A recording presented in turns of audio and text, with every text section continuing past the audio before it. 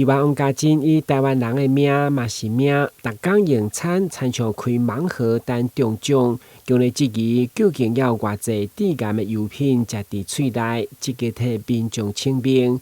加上受影響的油品甲食品以及業者名單不斷擴大，要求市府陸續公布稽查結果。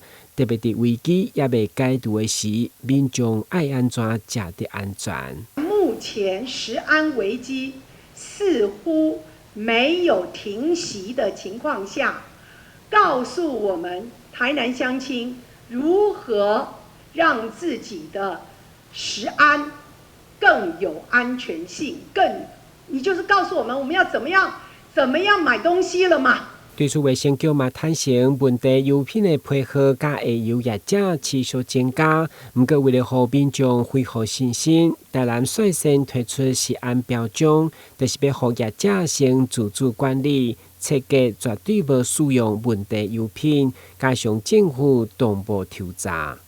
隨着我們的問題批號越來越多，影響的範圍會越來越大。像我們現在就5批的話，整個福茂、福壽、泰山的整個的油品就會增至到42品項，179批號。所以它的我們擴及光第一層的下游業者，我們也原先的13家，現在到昨天也變成39家，自己也要去做一個自主管理的部分。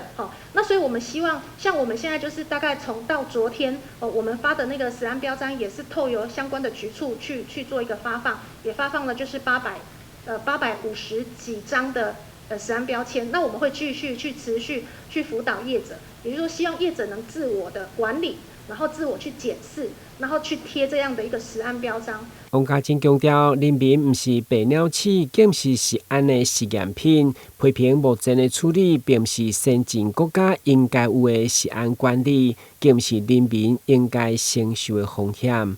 台南新聞阮子採訪報道。